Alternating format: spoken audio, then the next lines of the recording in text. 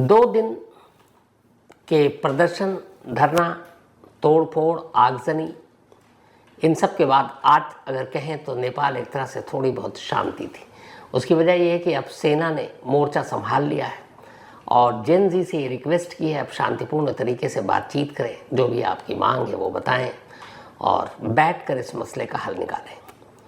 जेन जी की तरफ से कुछ डिमांड्स रखे गए हैं। उनमें यह है कि जितने भी करप्शन हुए उसकी जांच हो, जो भ्रष्ट पॉलिटिशियन है उनसे रिकवरी कर उसको राष्ट्रीय खजाने में पैसे डाले जाएं, ढंग से चुनाव हो, गरीबी बेरोजगारी दूर करने के लिए उपाय किए जाएं और जब तक चुनाव नहीं होता तब तक एक और एक्स जेन जी जो इस वक्त काठमांडू के मेयर भी हैं, बालेंद्र शाह, इनको एक्टिंग प्राइम मिनिस्टर बनाया जाए। तो अब थोड़ा बहुत मामला सुलझ रहा है और अब बातचीत आगे होगी और उम्मीद यही है कि नेपाल वापस शांति के रास्ते पर लौटेगा और वहाँ की जो लोगों की उम्मीदें हैं, भ्रष्ट नेताओं के भ्रष्टाचार को ख़त्म करना, सभी में बराबरी, वो शायद पूरी हो। आज की कहानी जो मैं आपको सुनाने जा रहा हूँ वो ये है, कल आपको जेन जी के बारे में डिटेल में बताया, लेकिन इस जेन जी के 2 ऐसे चेहरे थे जिन्होंने नेपाल में वो कर दिखाया जो पिछले 17 सालों में नहीं हुआ।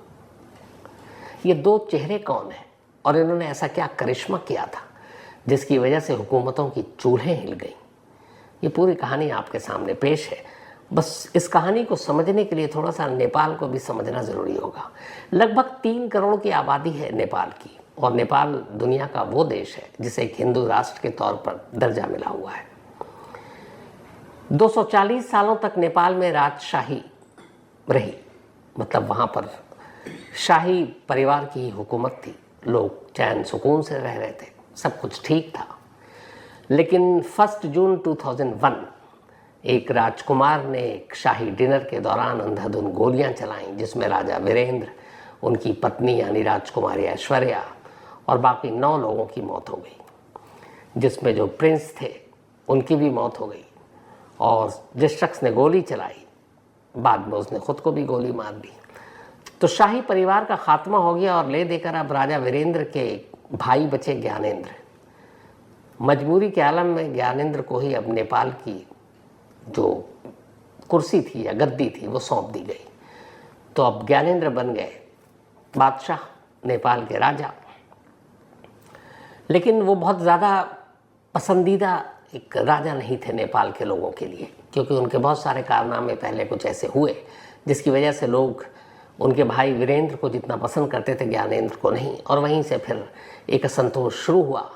फिर उस वक्त माओइस्ट यानी माओवाद ने भी जोर पकड़ा समानता, बराबरी और सबके अधिकार को लेकर, और फिर नेपाल में उथल पुथल, लड़ाई, ये सारी चीज़ें शुरू हुई और आखिरकार 2008 में शाही परिवार का अंत हुआ, राजशाही नेपाल से ख़त्म हुई और लोगों की डिमांड पर नेपाल में डेमोक्रेसी आई, यानी कि लोकतंत्र। 2008 में पहली बार नेपाल में फिर चुनाव होता है, चुनी हुई सरकार वहाँ हुकूमत संभालती है। लेकिन नेपाल के लोगों को जितनी उम्मीद थी कि शायद राजशाही का अंत होने के बाद एक डेमोक्रेटिक कंट्री में जिएंगे, खुली हवा में सांस लेंगे, देश तरक्की करेगा, ये उम्मीदें पूरी नहीं हुई। और ये इस तरह से समझ लीजिए कि 2008 से वहाँ डेमोक्रेसी है, यानी कि 17 साल हो गए। लेकिन इन 17 सालों में नेपाल की हालत नहीं बदली, उल्टे इन 17 सालों में 13 सरकारें आई और गई। और इसकी वजह यही थी कि वो जनता की उम्मीदों पर खरा नहीं उतरे। जो भी सरकार आई वही अपना जेब भरने में लग गई। नेपाल की जो बेचारी जनता, मेहनतकश जनता, वो अपने आप को ठगा महसूस करती रही। आज भी नेपाल की इकोनॉमी 28% उन नेपालियों पर से है जो नेपाल के बाहर दुनिया भर के देशों में काम करते हैं। नेपाल के लोगों की मेहनत, उनकी ईमानदारी, वफादारी पूरी दुनिया में जानी जाती है। तो अगर नेपाल के जनता जो बाहर काम करती है, जो पैसे भेजती है फॉरेन करेंसी में, नेपाल की इकोनॉमी का 28% है वो, अगर ये सारे लोग बाहर से लौट आए तो नेपाल की इकोनॉमी तो चरमरा जाएगी। लेकिन उसके बावजूद नेपाल के लोगों के साथ हमेशा नेताओं ने छल किया, करप्शन, भ्रष्टाचार में डूबे रहे, जनता और गरीब होती गई और नेता का परिवार और अमीर होता गया। आज हर एक नेपाली पर जो पैदा होता है 90,000 रुपये नेपाली रुपए का कर्ज है, क्योंकि नेपाल के ऊपर टोटल इस वक्त लगभग 26.67 ट्रिलियन नेपाली रुपए का कर्ज है। 26.67 लाख करोड़ नेपाली रुपए का कर्ज है, और ये कर्ज नेपाल की जो पूरी जीडीपी है उसका 47% है। यानी जो नेपाल का कर्ज है, जितनी कमाई है उसका आधा तो आपको कर्ज चुकाने में ही निकल जाता है। और इसी कर्ज की वजह से हर नेपाली के ऊपर 90,000 का कर्जा है जब वो पैदा होता है, और ये कर्ज लगातार बढ़ रहा है, युवा और बेरोजगार होते जा रहे हैं। लेकिन ऐसा नहीं है कि नेपाल अकेला देश है जहाँ पे कर्ज ज़्यादा है। अगर मैं टॉप 5 अपने पड़ोसी देशों की बात करें नेपाल के साथ साथ, तो इनमें जाहिर सी बात है आबादी के हिसाब से सबसे बड़ा देश भारत है।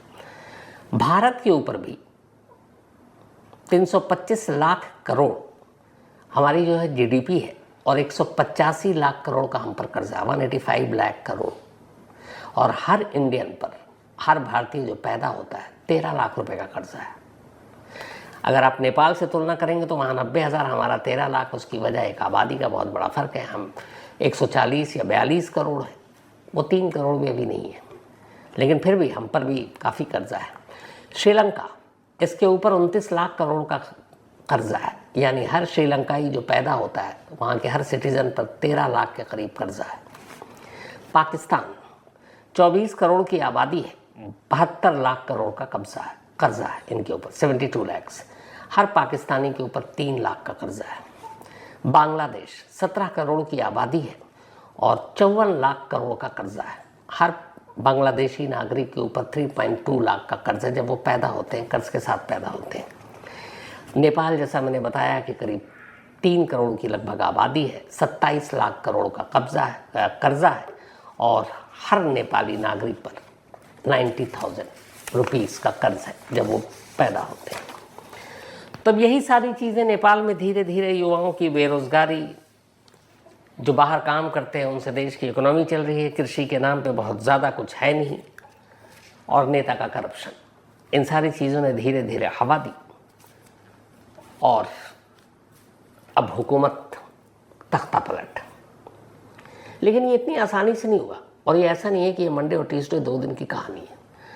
असल में इस कहानी की पहली बार बुनियाद पड़ी थी 8 साल पहले, 2015 में। 2015 में नेपाल में भूकंप आया था, अर्थक्वेक, याद होगा आपको, और ये बहुत भयानक अर्थक्वेक था। इस भूकंप में करीब 9,000 लोगों की जान गई और हज़ारों लोग बेघर हो गए। पूरी दुनिया ने मदद की इस त्रासदी के वक्त, लेकिन नेपाल सरकार को जो कदम उठाने चाहिए थे वो उठाए नहीं, इतनी बड़ी त्रासदी थी। खैर, इसी भूकंप ने, इस जेनजी का पहला एक तरह से जन्म हुआ इस भूकंप के दौरान। एक नौजवान था जिसका नाम था सुदन गुरुंग, जिनकी ज़िंदगी 2015 इस भूकंप से पहले एक किसी भी आम नौजवान जैसी ज़िंदगी थी। नाइट क्लब जाना, उनका अपना डीजे, उनके अपने क्लब, और उसी में वो अपनी ज़िंदगी मस्त जी रहे। लेकिन 2015 में अचानक ये भूकंप आया और सुदन गुरुंग के अपने बेटे की मौत हो गई। उन्होंने इस भूकंप में अपने बेटे की लाश उठाई। ये एक चीज़ गुरुंग के पूरी ज़िंदगी को बदल कर रख देता है। जब वो देखते हैं कि इस भूकंप से कैसी तबाही हुई, ऐसे ऐसे दूर दराज इलाके नेपाल के जहाँ सरकार और सरकारी मदद तक नहीं पहुँच पा रही थी, प्रशासन वहाँ पहुँच ही नहीं पाया, और गुरुंग ने अपना बेटा खोया। तभी गुरुंग ने फैसला कर लिया, अब वो अपनी ज़िंदगी का डायरेक्शन बदल देंगे। उन्होंने कहा नेपाली लोगों की सेवा करेंगे। इसके बाद पहली बार उन्होंने सोशल मीडिया का इस्तेमाल किया और एक अपील की लोगों से कि इस भूकंप में लोगों को मदद की ज़रूरत है। आप में से जो भी मेरे साथ अगर मदद करने के लिए आना चाहे तो प्लीज़ आएँ। हमें उन लोगों तक खाना पहुंचाना है, अनाज पहुंचानी है, दवाएं पहुंचानी है, जहां तक सरकार भी नहीं पहुंच पा रही है। ये सोशल मीडिया का पहला इस्तेमाल था एक जेनजी का 2015 भूकंप के वक्त, नाम सुदन गुरुंग। इस अपील का असर हुआ। इस अपील के फ़ौरन बाद 300 लोग अचानक रिएक्ट करते हैं और कहते हैं कहाँ पहुँचना है। गुरुंग को उम्मीद भी नहीं थी। अब वो लोग सब पहुँच गए।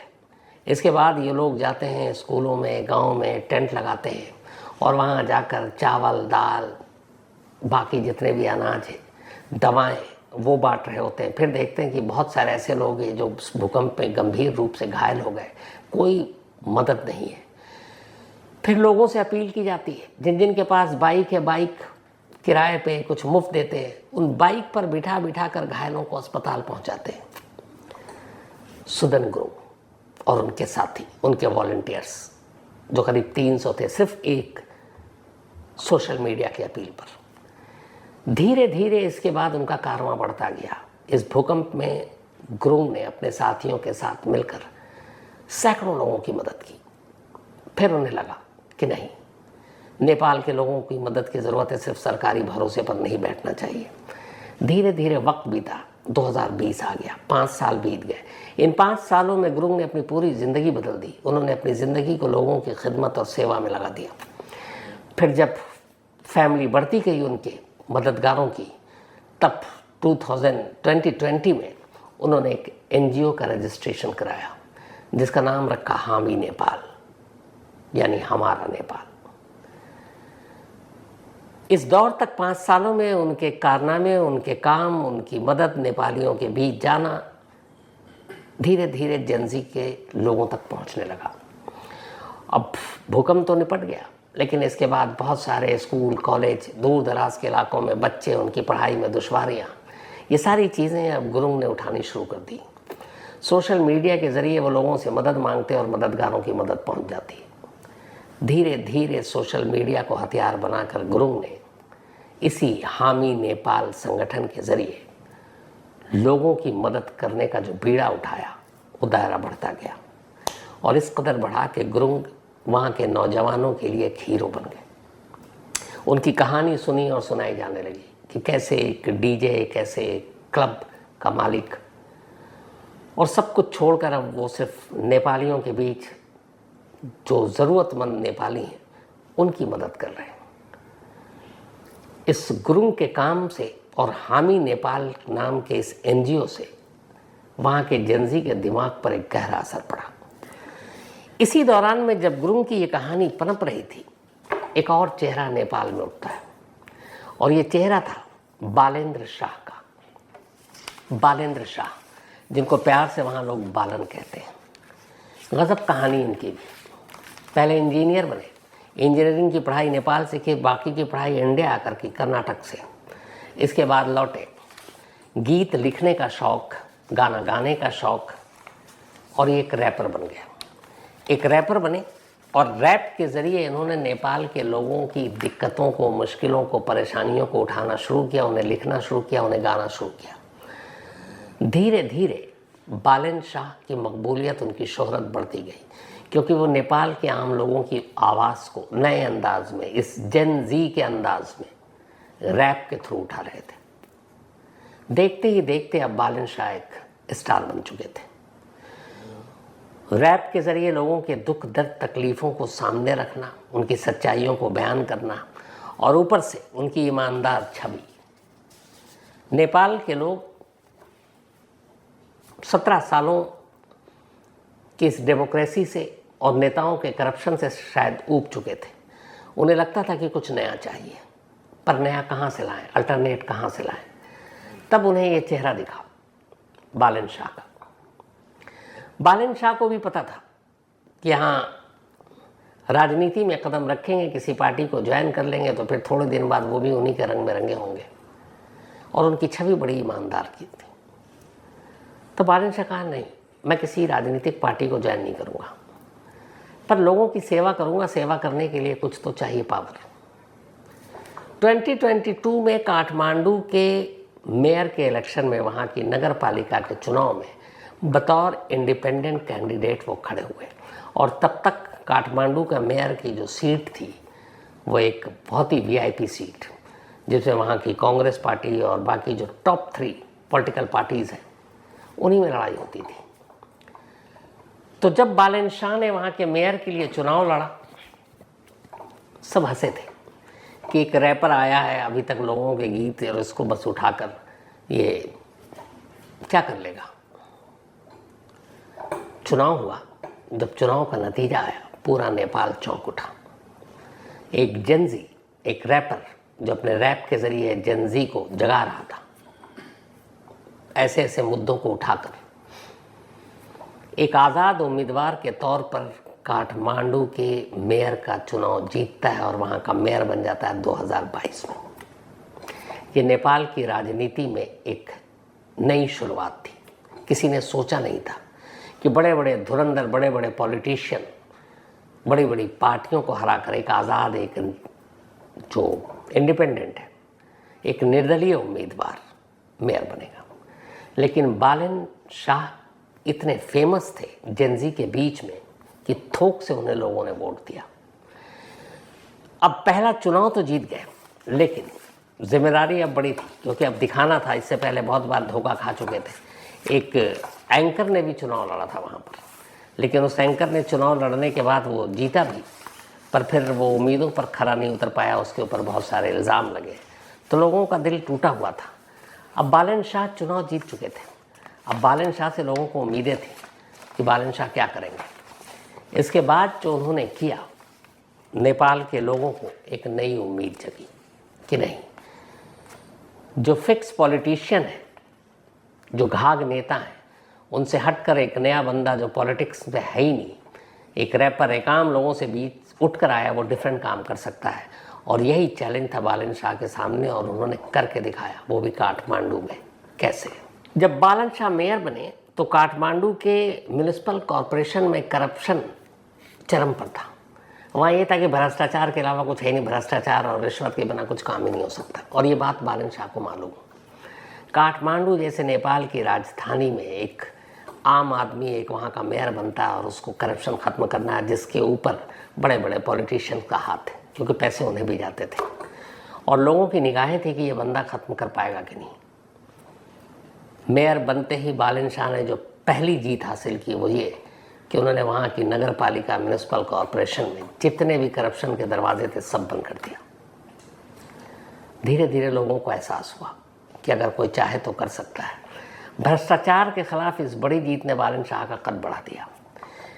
इसके बाद दूसरा था काठमांडू की गंदगी। म्यूनिसिपल कॉरपोरेशन का एक कंट्रोल हाथ में होने मेयर की वजह से अब काठमांडू की सफाई का बीड़ा था। बालन शाह ने इस चुनौती को भी हाथ में लिया और उन्होंने एक पूरा नया कचरा का मैनेजमेंट, कैसे कहाँ फेंका जाएगा, कैसे सफाई होगी। देखते ही देखते काठमांडू की सूरत और सीरत दोनों बदल दी। बड़े बड़े नेता घबरा गए थे कि ये क्या है।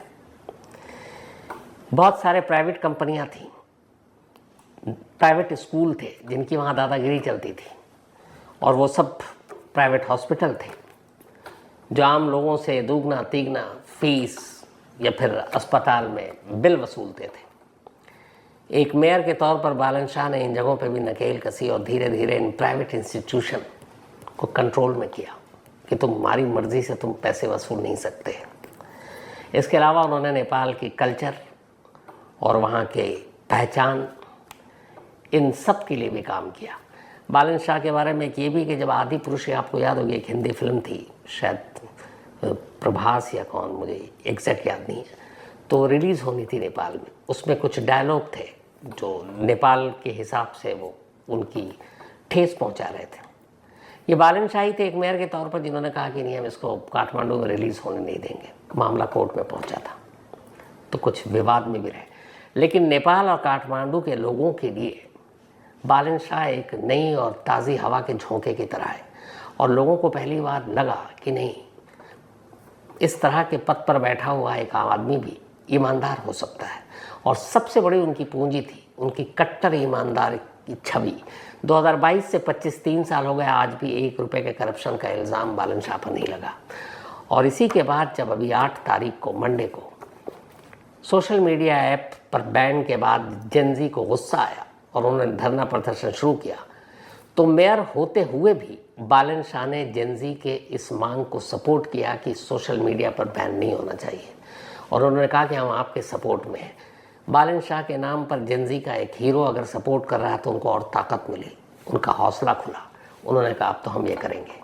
उधर दूसरी तरफ गुरुंग जो हामी नेपाल के जो मतलब सर्वे सर्वा, उन्होंने इस जेनजी को प्लेटफॉर्म दिया कि हम तुम्हारी बातें पहुंचाएंगे, कहाँ पे पहुंचना, कैसे आना। और वो गुरुंगी थे जिन्होंने ये कहा था कि तुम सभी स्कूल यूनिफॉर्म में आना, स्कूली बस्ते लेकर आना, किताब लेकर आना, ताकि लोगों को ये पता चले कि ये पूरा आंदोलन सिर्फ और सिर्फ स्टूडेंट्स का है, छात्रों का है, जेनजी का है, इससे किसी पॉलिटिशियन और किसी और का लेना देना नहीं। और जब 8 अभी सितंबर को पहली बार काठमांडू की सड़कों पर जेनजी उतरे थे तो ज़्यादातर आपने देखा होगा स्कूल यूनिफॉर्म में ही थे, हाथों में बस्ता था, किताबें थी। आज यही वो दो चेहरा है जो जेनजी के तौर पर नेपाल में जाना जा रहा है, गुरुंग और बालन शाह। और ये वही बालन शाह हैं जो पूरे अब नेपाल की सत्ता तो तितर बितर हो गई, प्राइम मिनिस्टर से लेकर सारे मंत्री सभी इस्तीफा दे चुके हैं। तो अब हर एक की पहली चॉइस ये है कि बालन शाह को केयरटेकर बागडोर नेपाल की सौंपी जाए, उन्हें प्राइम मिनिस्टर बनाया जाए जब तक कि नई व्यवस्था नहीं आ जाए, नया चुनाव नहीं हो जाए। अभी तक इस पर फाइनल नहीं हुआ है, लेकिन जेनजी सिर्फ इस एक नाम के साथ एग्री है इस वक्त। उन्हें कोई पुराना, कोई जो पहले तजुर्बा कर चुके हैं वैसा पॉलिटिशियन नहीं चाहिए। तब शायद बालन शाह जो काठमांडू के मेयर हैं, उसी काठमांडू से अब वो नेपाल की सत्ता चलाए। ये है जेनजी की ताकत। हालांकि इस बीच में एक दूसरी खबर ये भी आ रही है कि इसी साल से पिछले 8 नहीं 17 सालों से जो राजशाही लगभग खत्म हो चुकी थी, वो वापस लौटने की कोशिश में है। 2008 में जिन राजा ज्ञानेंद्र को राजशाही छोड़नी पड़ी, कुर्सी छोड़नी पड़ी, अब वो नेपाल में इधर उधर घूम कर अपने समर्थकों के साथ एक बार फिर से नेपाल में राजशाही वापस लौटाने की या लौटने की कोशिश में लगे हुए हैं। कहा यह जा रहा है कि नेपाल एक हिंदू राष्ट्र है और यहाँ का राजशाही के साथ उसका एक अलग जुड़ाव है, इसलिए नेपाल को कोई बचा सकता है तो यहाँ पे शाही परिवार ही बचा सकता है। तो बहुत सारे उनके समर्थक भी इस कोशिश में है कि इस मौके का फ़ायदा उठाया जाए। नेपाल में उथल पुथल है, सरकार है नहीं, जो लोग हैं सब भाग चुके हैं, और ऐसे में एक बार वापस शाही फैमिली की एंट्री हो जाए। हालांकि नेपाल की जनता इसको एक्सेप्ट करेगी मालूम नहीं। तो आने वाले वक्त में क्या होगा ये देखना पड़ेगा। लेकिन फ़िलहाल अच्छी खबर ये है, आर्मी ने वहाँ की कंट्रोल कर रखा है और बालन शाह के हाथ में शायद फ़िलहाल कुछ वक्त के लिए सत्ता सौंपी जा सकती है, या फिर कुछ नया इंतज़ाम किया जा सकता है, कुछ नई कमेटी बनाई जा सकती है, अलग अलग लोगों को मिलाकर एक मिली जुली सरकार टाइप की भी चीज़ हो सकती है। लेकिन ये आने वाले वक्त में पता चलेगा। फ़िलहाल जेनजी की पहली जीत हो चुकी है। तो ये थी आज की कहानी।